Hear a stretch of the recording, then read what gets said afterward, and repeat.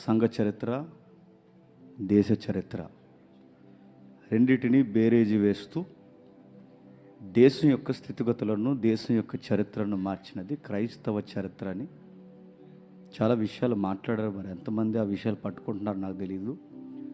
గతించిన నిన్నటి దినాన ఆయన నైట్ మాట్లాడినప్పుడు పాకిస్తాన్కి మూల పురుషులైన విప్లవకారుల గురించి మాట్లాడారు. ఆయన చరిత్ర మీద మనకు అవగాహన ఉంటే ఆయన మాట్లాడింది అవుట్లైన్స్ మాత్రమే. నిజానికి ఆయన డీప్ స్టడీలోకి వెళితే చరిత్ర మూలాలు మాట్లాడుతుంటే లైవ్ షాట్. నాకు తెలిసి ఈ కాంపిటేటివ్ ఫీల్డ్లో ఉన్నవారు, ఈ గ్రూప్స్ ప్రిపేర్ అవుతున్న వాళ్ళకి బాగా స్ట్రైక్ అవుతాయి ఏం చెప్తున్న పాయింట్స్ లైవ్ షాట్లో పెడుతున్నారు. ఏంటి ఎలాంటి హిస్టరీయా మేము చదువుకుంటున్నాం జీకేగా అని, ఎలాంటి చరిత్ర స్టాండర్డ్ జీకేగా మేము చదువుకుంటున్నాం, ఇదా ఎంత రోతగుందా చరిత్ర అని. ఆ రోతను కడిగినదే క్రైస్తవ చరిత్ర. చొక్కావులు వేసుకోవడం నేర్పించింది మన చరిత్ర, ఫ్యాంట్ వేసుకోవడం నేర్పించింది మన చరిత్ర. పేడలో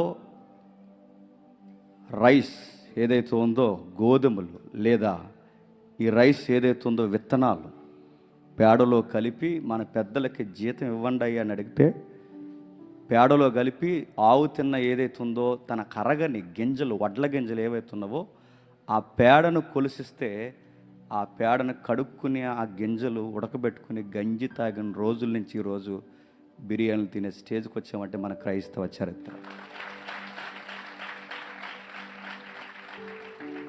హుగ్లీ నదిలో, కలకత్తా ప్రాంతంలో ఆడపిల్లలు పుడితే నదుల్లోకి విసిరేశారు.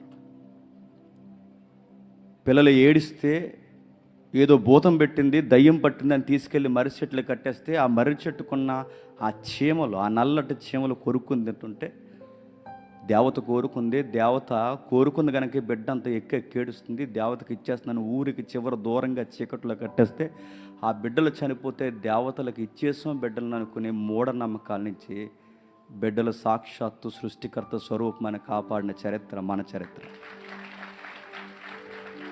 మన దేవుడు నది కాదు, మన దేవుడు కొండ కాదు, మన దేవుడు మూఢనమ్మకాలు కాదు, మన దేవుడు విలువలు నేర్పే దేవుడు అని చెప్పాడు. ఇది మన చరిత్ర. విలియం కేరీ ఈ దేశం మీద సంబంధం లేనివాడు, ఈ దేశానికి ఏమాత్రం కనీసం ఏ కొసాన చుట్టం లేనివాడు దేశానికి వచ్చాడు. నిండు గర్భిణిని సముద్ర ప్రయాణంలో పెట్టుకుని వచ్చాడు.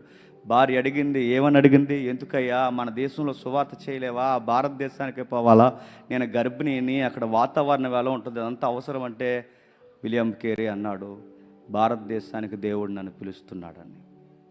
వచ్చాడు మహానుభావుడు, బైబిల్ని తర్జుమాలు చేశాడు. అన్న రాత్రి అన్నాడు ఒక పాయింట్, బైబిల్ మాత్రమే కాదు తర్జుమాలు చేయడం, వాళ్ళ పుస్తకాలు కూడా తర్జుమాలు చేశారు. ఎందుకో తెలుసా, మీ గ్రంథం విలువలు నేర్పుతాదో ఈ గ్రంథం విలువలు నేర్పుతాదో రెండు కలిపి చదువుకోండి. వాళ్ళ పుస్తకాలు మన పుస్తకాలు తర్జుమా చేసి ప్రజలకు ఇస్తే ప్రజలకి మనోనేత్రాలు వెలిగింపబడ్డాయి. చదువుకున్నారు, విలువలు ఎందులో ఉన్నాయని నేర్చుకున్నారు. ఈ గ్రంథం బైబిల్ని ఎలాగైనా చదవాలి, ఎలాగైనా చదువుకుంటే కానీ ఈ గ్రంథంలో ఉన్న విషయాలు అర్థం కావని పాఠశాలలు కట్టారు, కళాశాలలు కట్టారు, యూనివర్సిటీలు కట్టారు. ఇవన్నీ ఎందుకు చేశారంటే మన క్రైస్తవ మిషనరీలు చేసిన కారణం ఏంటి చెప్పిన, ఎట్లాగైనా సరే జనులకు విద్య నేర్పించి ఈ పుస్తకాన్ని చదివించాలి. అందుకు కట్టారు విద్యా వ్యవస్థని. వైద్యం నేర్పించారు. మూఢనమ్మకాల్లో దయ్యాలు, మంత్రాలు రకరకాలు నమ్ముతున్న టైంలో మెడిసిన్ నేర్పించారు మన సంఘ చరిత్ర. అందుకే పదే పదే మీకు నొక్కి మాట్లాడుతున్నది, మీ చదువు మీ కొరకు కాదు, మీ ఉద్యోగం మీ కొరకు కాదు, మీ సంసారం మీ కొరకు కాదు అన్న ప్రతిసారి డౌన్ చేసిన మాట నేను చెప్తున్నాను, లేవనెత్తిన మాట నేను చెప్తున్నాను.